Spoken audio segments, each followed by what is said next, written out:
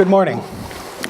I usually don't do a preamble, but I saw a lot of hands go up about the fact that this is a group that's mixed and a lot of new people to WordCamp. Could I see a quick raise of hands of people who are actually in services or products of WordPress already? That's your business? Okay. And how many people here are users, bloggers, people who are using WordPress for the first time? Awesome. Okay.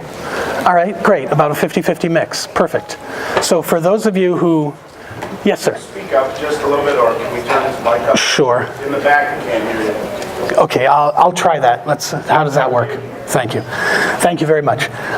So for those of you who are about to hear this speech who are not in services or products, realize that this is intended for you as well. If you're starting a business, if you're starting a blog, if you need to get past employee number one, while I'm speaking from the point of view of hiring developers, this is meant to be of value also to you.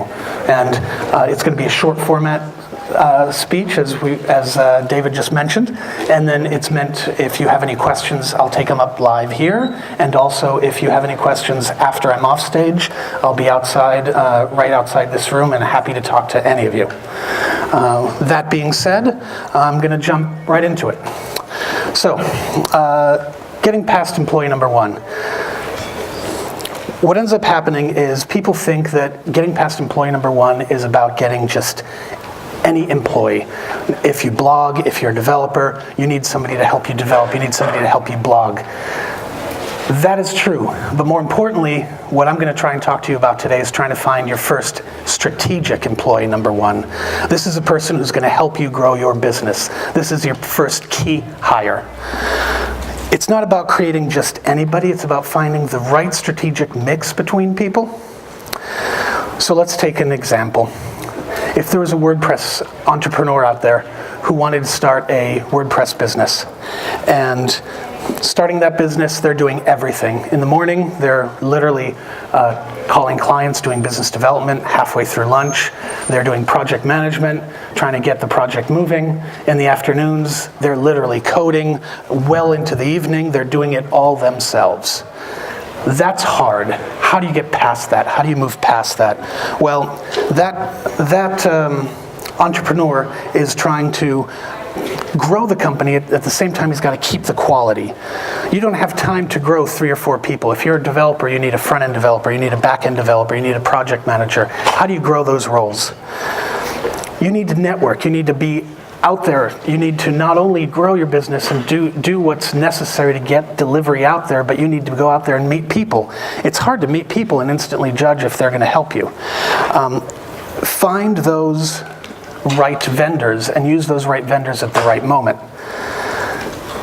Let's say, for instance, this WordPress entrepreneur starts dealing with a client, and that client, all of a sudden, they realize this client doesn't want to build a WordPress business. They want a e-commerce site. Well, if the e-commerce site, this person might not have any WordPress background, they might not have any development background, they don't have any project management or agency background. But when you meet them, they have this way about them. They're like, wow, this person knows business in general, this person is interactive, this person gets what I'm talking about, they're smart. Not necessarily a tech guy, not necessarily an agent guy, but this person has all the right interactions. Well, you might still be thinking, great, that's just a client. But what happens if all of a sudden you get a phone call one day from this client that you've been dealing with, and you're like, you know what, for completely different reasons besides you building my website, I'm not going to do my business plan anymore. I'm going to do something else. I'm getting out of business X. I don't need that e-commerce site. I just wanted to get in touch with you because we've hello. Sorry about that. Because we've had such good interactions, and I want to say, let's keep in touch. Let's keep things going. If there's an opportunity to do business in the future, I want to be in touch with you. Great. Well, that's an opportunity to keep things going, to make sure you get your next client. But if you're thinking back to yourself, wow, I've had some great opportunities with this individual, I've had some great conversations, this person's helped me think through their project for them. that's a good moment to start saying, okay, let's look at what are this person's strengths. Start talking to them almost like an interview style of, what are your plans?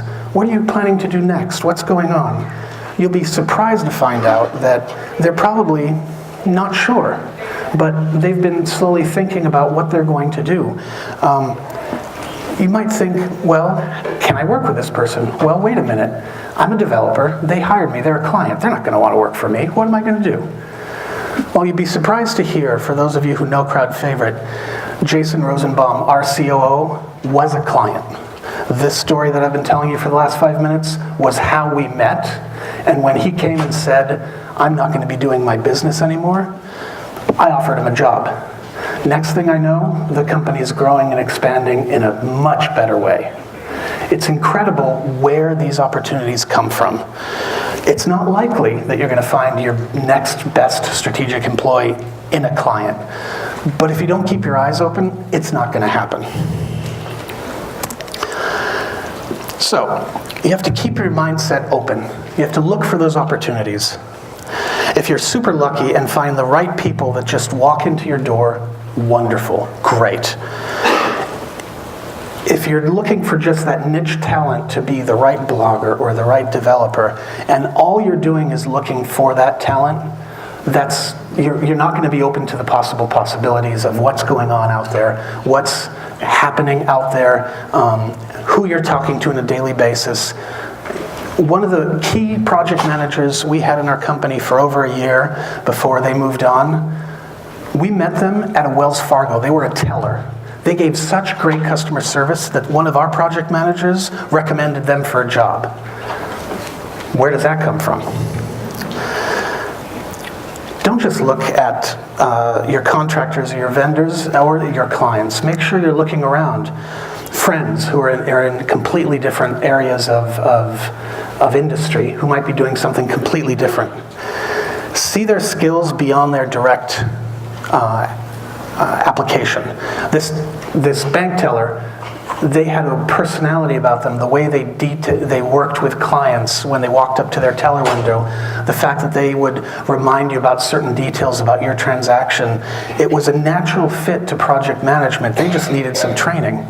We were lucky enough to be able to put them into a program so they were able to ramp up and become a project manager.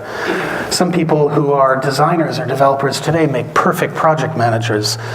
Michelle here in the audience is a designer by trade. She also organizes WordCamp Chicago. Logistically, she's an expert. She gets things done very well. I'd offer her a job tomorrow morning as a project manager, but that's not what she wants to do yet. Personality counts. Reason why I know Michelle is because when I started going to WordCamps, I started talking to the people who talked to me back, and I had those interactions happen. You have to keep those eyes open. You have to be open to what's going to happen and not type people, not put them in a box just because their title today is X. Keep those minds open. There's two types of complementing personalities that you want to look for in a strategic employee. The first one is, for instance, if you're a big picture person, look for somebody who's very detail oriented. If you're somebody who's very detail oriented, make sure you can find somebody who can take a step back and look at the overall picture. In our agency, we're large enough that we have account managers and project managers. It's a difficult situation when you have somebody who's only looking at what am I delivering today on a project and can't understand that the client's overall need isn't being met. The second type of complementing you want to do if you're looking for the strategic person is how well do you play together? Can you get into a room with another employee, with a contractor, with a client, and how do those interactions go? In my case, I'm a car buff. Jason Rosenbaum is a sports nut. So no matter what's going on with a client, we walk into the room, one of us will have something to say. I know nothing about sports, he knows nothing about cars. It works out great. If you find somebody who does these things well, the things that you don't do well, they will push you to excel. They will push you to succeed. You will be able to help them. You're not hiring somebody who necessarily is smarter than you, and you're not hiring somebody who's necessarily just needs training. Look at them as an equal in other areas, and that'll help you move forward. What a lot of people don't realize is they're not listening. They're not understanding what, when they're interviewing somebody, motivates the person. Somebody will come in and say, I'm looking to become a developer, and I'm looking to be the best possible developer I can. And they take it on face value. If you start talking to that developer, if you start talking to that professional, ask them what motivates them. Why do they want to develop? Is it somebody who likes taking puzzles apart, fixing them, and moving on to the next puzzle? Or is it somebody who wants to see a story from beginning to end? We have two types of development positions in our organization. We have project developers, and we have people who work on more maintenance type projects. The people who are puzzle solvers, who love to solve a puzzle and move on, those people we work with in the maintenance side or the ongoing client support side, because those people excel at, today I'm going to figure out why this is broken, fix it, document it, and move on to the next thing. I don't want to sit on a project for 6 months. Other people want to see that story arc. Other people want to feel the power of, we took this from a business idea and built an entire website. You have to understand what people's motivations are, otherwise you're not going to have a successful hire. Once you identify what it is that they're looking for, understand what their needs are. Understand not what their needs are in the sense of growing, because we've just covered that, but understand what their needs are on a daily basis. We are a company that is both office-bound and remote. Some people need the structure of an office. They excel in it. Other people excel being remote. Some people, whether they have a family and they need certain times allotted, or they say, I want to work on 2 projects and then I want to take 2 months off and travel through Asia. Whatever it is, understand what their needs are, because you'll build a relationship from day one that's possible.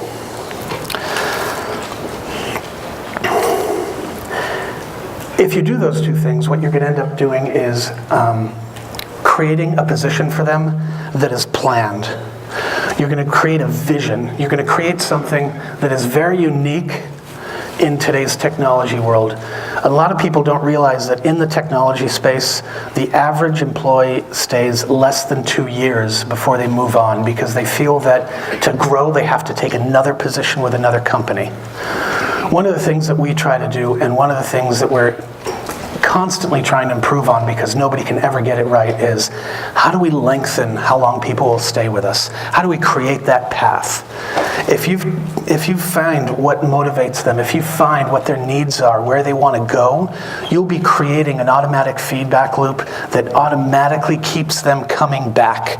They're not going to be looking for that job, that next job. They're going to be staying put. They're going to be staying with you. So don't think about, all right, I'm going to sit this person down and they're going to write blog post articles for me for the next year, and then we'll see. Don't think about, I'm going to hire this back-end developer, and this back-end developer is just going to sit here and write plugins all day. What are they going to do next year? Plan for the success. You don't want them getting bored. The second they get bored, they're going to look around. If you can align that vision, if you can figure out what their needs are, that's what leads to knowing what you do well, getting to know what they do well, understanding how you can offload what you don't do well onto them, and making up for maybe what they don't do their best. And that makes a powerful, powerful team almost. And yes, I'm talking about employees, but importantly, you have to look at it as a team, as co-working. If you're looking at it, well, they're just going to do what I tell them to do, you're setting yourself up for failure. You take their best traits, you take your best traits, and it's going to be a sum greater than its parts. You're going to have unseen strategic value come from that.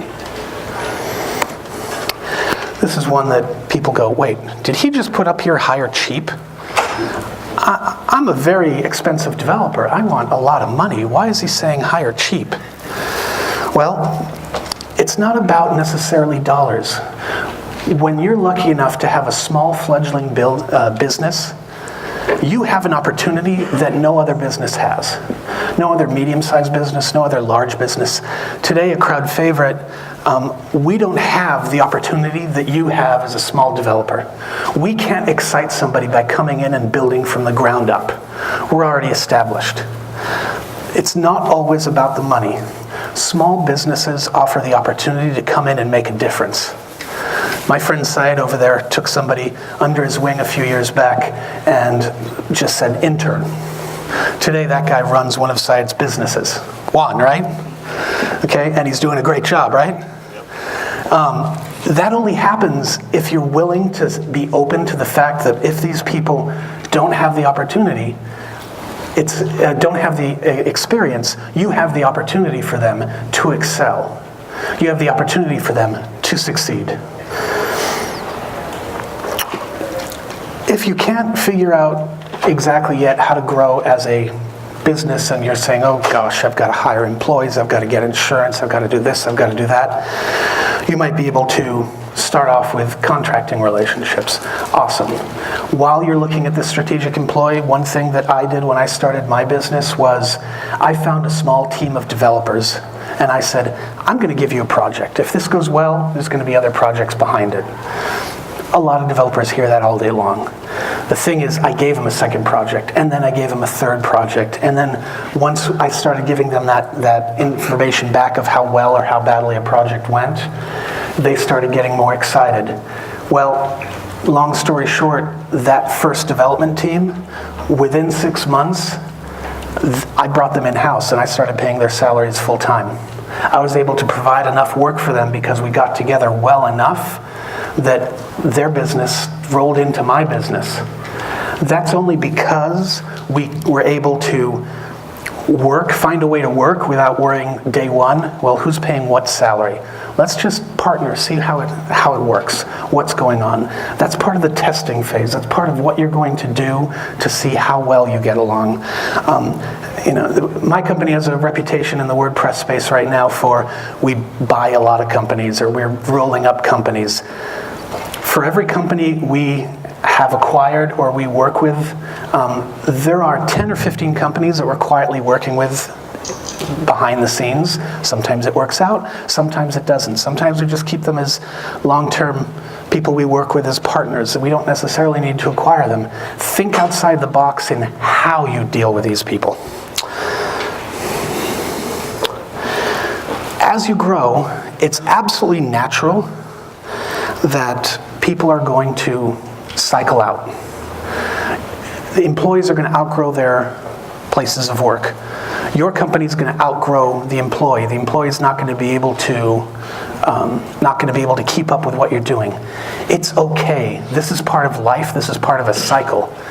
You can plan for that success, but if they're not actually keeping up with what you want them to do, and you're having these talks with them, and you're trying to develop your business, it's okay as long as you're honest about that communication. Keep things moving. By testing often, in the sense of testing the relationship, what you're doing is you're constantly making sure that what you're setting those expectations for them and yourself is moving forward. It's part of the natural way of things that somebody might move on if they're not the right fit.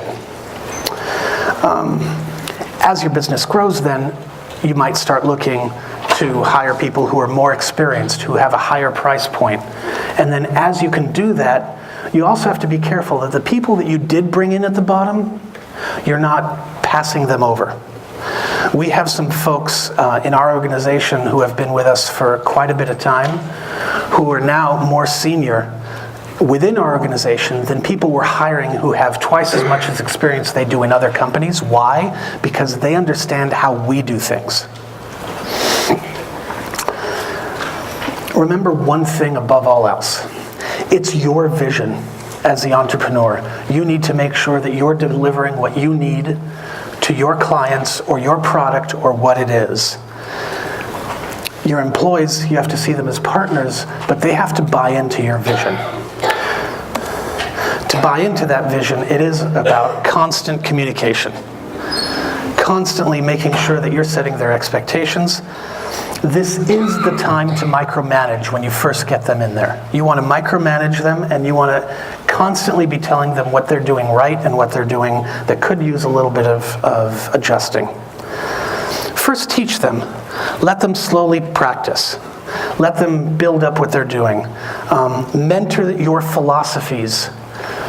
As you're mentoring your philosophies to them of how you want to go about doing things, then you give them time to make it their own.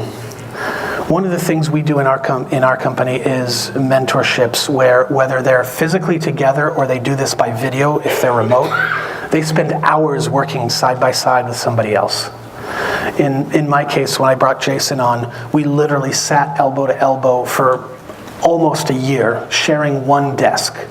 So that way he could literally see my screen. I brought somebody in who wasn't from a technology company, didn't have any background at all in agency, but they were a financial analyst. They were somebody who could think about business. They were somebody who could understand what was going on. They just needed context. Teaching these people context in micro detail at the beginning will help you develop them as an entrepreneur. Doing that through what we call tasking. Being in the same meetings, listening, taking notes, creating documentation, reviewing drafts of emails. I took somebody who had already a financial analyst background, somebody who had worked for GE Capital, who had been on trading floors, and I asked them to be a glorified executive secretary. They were literally writing emails for me. Why? Because it might take me less time to sit there and write the email myself, but in slowing down and taking that time and bringing them on, they were able to understand why I wrote that email that way. And that will slow you down at first, and that's okay. Ask them their thoughts on that email. Walk through what happened with that client interaction after the client interaction comes back. Two very important points. When you're going through this mentoring process, create a moment at the beginning of the day to look at the goals. Decide what you're going to do. Decide what the goals for that day are. Forget the week, forget the month, forget the project. Guess what? Those goals won't happen. You will not get through that day and do half of the things you wanted to do. It just won't happen. And that's all right as well. The point is you're showing them how you planned them, and then as the day progresses and you get off track, you go off the rails and what your plan was, they will see how to react. One of the highest value things you can teach somebody is how to reprioritize in the moment throughout the day as things change in a high-pressure environment, whether you're trying to get a blog post out at a certain time or whether you're trying to develop a project by a certain time. The second thing that's very important is to create a moment at the end of the day to go over what happened. At the beginning of the day we talked, we were going to do ABC. It's the end of the day, and we got halfway through A, and then we did all this other stuff. Why did that happen? How did this happen? And so forth. You don't need to spend an hour talking about it. Spend 5 minutes talking about it. Let them realize how they prioritized and how they did things. It'll help you grow them, and it'll help them grow how they're working through their day. Give them constant opportunities to follow up with feedback. Give them constant opportunities to communicate back to you what their thought process is. If you're slapping them down every time they're asking for a question, you're doing it wrong. There are no stupid questions, it's just the ones that are unasked, right? Once you agree on a destination, once you start feeling that this person has started getting these basic points that we've just laid out, now's the time to let them see where they're going on their own path. Their own path, by default, because you've infused them with your philosophies, will be partially your path. They will be bringing to the table what they think are their ideas, but they are mentored, they are guided by the time you spent together. Once you're feeling that, that's a time to start letting go. Stop the micromanagement. Start telling them, you know what, I'm going to send you to talk to this client. You know what, you're going to write your own blog post doing X, Y, or Z. Give them some general tasks. See what happens. Then start that feedback loop again. If you start letting the things go that you're not the best at, that you're least passionate about, your life will get easier. That's how you start growing your business. As soon as they've started taking over some of those things that you're less passionate about, that's what is going to bring you back to the moment where you're seeing, okay, now I have more time in my day to do X, Y, and Z, and to start actually growing my business. You've prepped them. You've already put them through the fire. You've micromanaged them. There's going to be days when it's going to be very hectic. Well, now that you've put them through this fire, now that you're starting to feel this feedback that they understand where to go and you can let them go, trust them, let them go, let them move forward, and your business will skyrocket. Hopefully some of this will have stuck.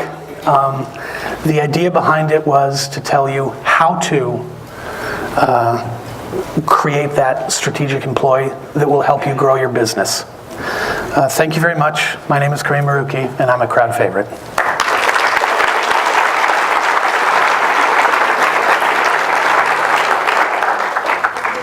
So this was planned as a half-hour talk so that I could leave some time for questions.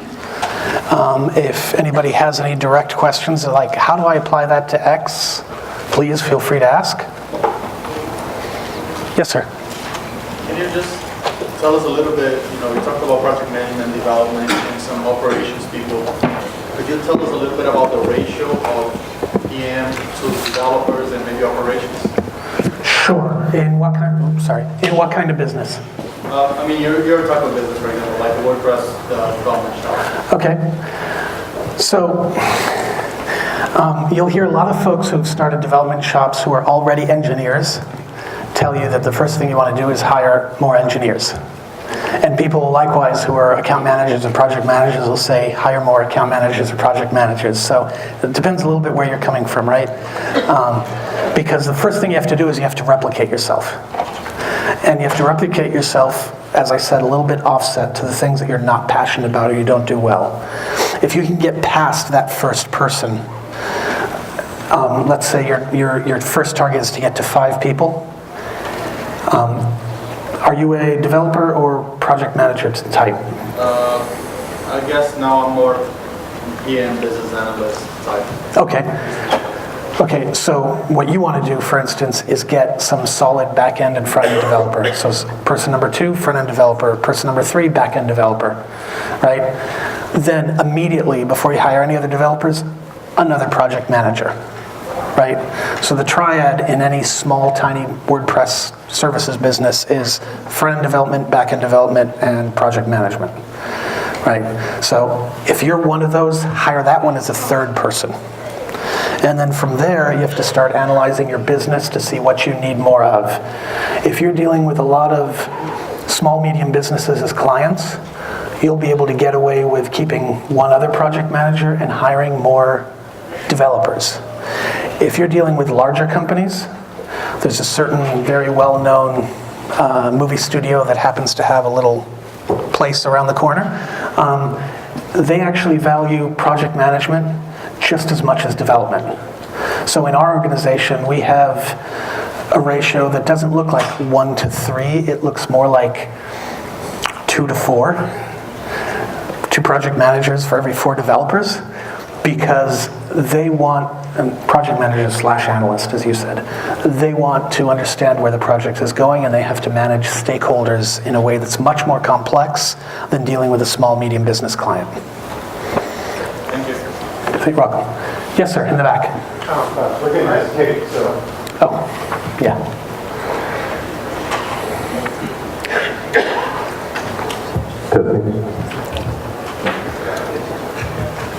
I've run my own company for about 30 years, and when I think about hiring somebody, I will see all these rules and regulations and taxes and just makes my head explode. Yes. How do you get past that? So you, sir, are a very experienced entrepreneur in running a small business of your own.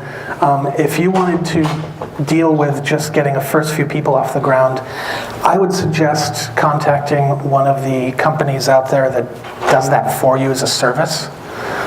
There's a few companies out there. One of them I think is called Zenefits. from the WordPress community, what's the company? Trinet is another one, is a company that Word Automatic uses. These companies will charge you a fee or will mandate that you do your health insurance for your employees through them, and in return they'll help you set up payroll, they'll help you make sure that they're signing the right contracts, they get the right working posters and labor laws and that kind of stuff.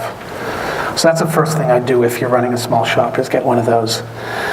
Warning, those companies don't work well if A, you get past 5-6 people and you're doing multi-state, and B, once you go international, that's the time to start hiring somebody to do it internally, because it's too complex for these companies. They're very niche. I hope that helps. Anybody else? Yes, down over here.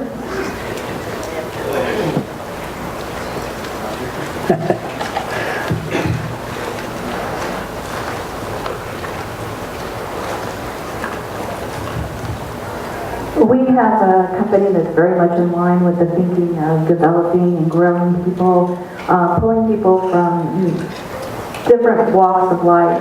My question is, how do you get the sales team on board with that vision? All right. You have an existing sales team? You feel it, right? Yeah, I do. You have an existing sales team? Yes. Okay. All right, well, the way I do it is a little bit different. I don't hire salespeople.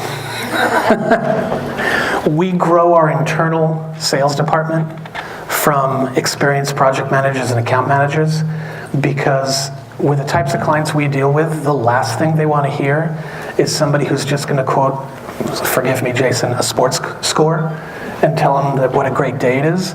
They want to hear, what is it going to take to get this project done? So they want to talk to somebody who can actually help them. In doing that, we make what we would call sales managers out of them, who are bringing a team to business development. So literally, developers or project managers are part of the team that's going and developing the proposal or actually talking to the client. Yes, that's more expensive time-wise, but you have to convince your management that time up front will help you vet those clients. I've had the honor for the last couple of years to work with Alex King, who started and founded Crowd Favorite originally. And he had a sixth sense of understanding when clients were not technical enough or the project technically was going to get out of hand. You can't replicate that. He happens to be a genius at it. So what you have to do is you have to train a group. You have to get an engineer, a project manager, and a designer in a room to listen to that client. And through osmosis of repetition, they will help that. So our salespeople are more sales managers, managing the process of incoming phone call, then dealing with the scheduling out of that proposal and so forth and so on. Okay, full disclosure time. We're lucky enough that we don't do outbound sales. All our sales sort of come to us, and we're just processing that. But if we had to do outbound sales, I'd still do it the same way. I'd still find people who are more naturally outgoing out of my staff and say, here's an opportunity to do something different. Thank you. Sure. Anybody else? Yes. There's two right here.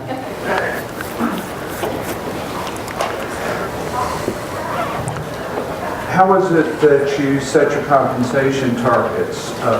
Do you have some overall proportions of shareholder versus employees and overhead versus bonuses or whatever? I'll be happy to go into a lot of detail post, but I'll give you a generality. We have a mixed business model at the moment. There's a first temporary step in our growth at the moment where we have compensation that is salary-based plus bonus, and bonus is a formula of your seniority, position, and the overall number is based on project profitability, team profitability, and overall performance. So it's a little bit of a complex formula at this moment because everybody's an employee. But the actual business of Crowd Favorite is at a certain point in time in the near future, it's actually turning into a general partnership.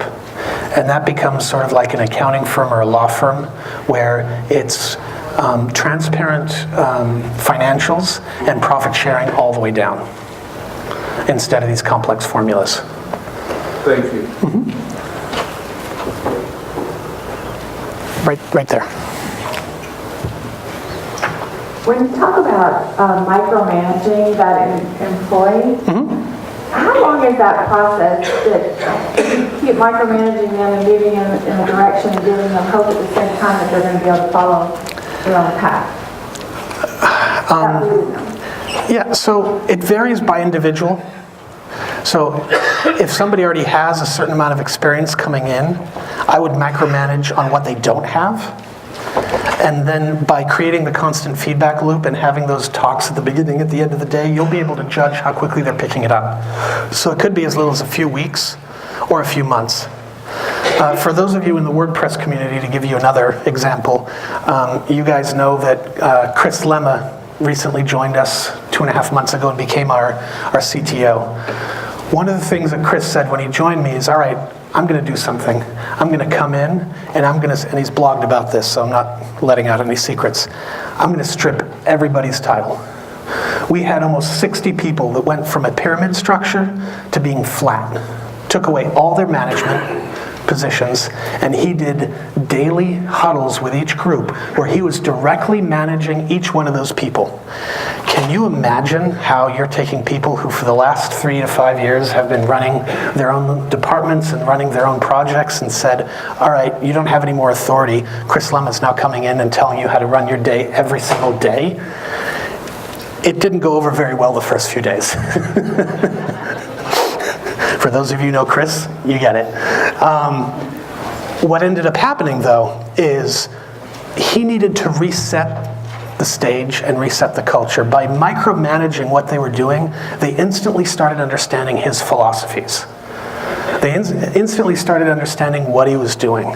And in fact, now we're 2.5 months later, and most of those structures are back in place the way they were. He's stopped micromanaging. He's now doing not daily calls with every single person, but with department heads. And it's starting to go back up to what it was. It's okay to have a reset moment, especially talking about micromanagement. If you bring somebody in and they're a project manager, like I was speaking to this person, and you go for a couple of months and you're giving them a little bit of autonomy and a crisis happens with a client, it's okay to say, you're not failing. We're having a problem with this client, so I'm going to step back in and we're going to do this together and see where we go. That's technically micromanaging, but if you're not making them feel oppressed about it, it's still going to be a growing situation. Yes, anybody?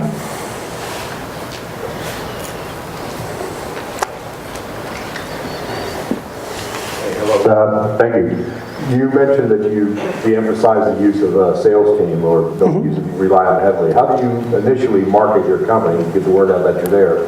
And how do you follow up with that later on? I'm assuming you have a lot of word of mouth now, but what was your initial approach to getting business? Our initial approach to getting business, so for those of you who don't know, my original company name was Velomedia, and then we acquired Crowd Favorite and merged and did a bunch of stuff. I started Velomedia by finding one strategic client. So as a founder, I went out and I found one strategic client, and that strategic client I made a pact with to grow with them and to have their best interest in mind. And I was lucky enough to find a client that helped me sustain that growth, so that by the time I was done with a few projects with them, word of mouth already happened and already started spreading. So yes, that's a sort of a one-off case, but it's something where if you go to our website today, we haven't launched our new combined website. There's still a Velomedia site out there, there's still a Crowd Favorite site out there, there's still a 40 site out there, and they all say different things. I'm not even really listed on the Crowd Favorite site yet. That's all coming because we've decided finally, okay, it's time to start showing what we can do so that if somebody looks us up who doesn't know us and hasn't heard about us word of mouth, they might know. But we've relied on 100% of inbound traffic so far. Got time for about one more? Sure. One last question? No? Oh,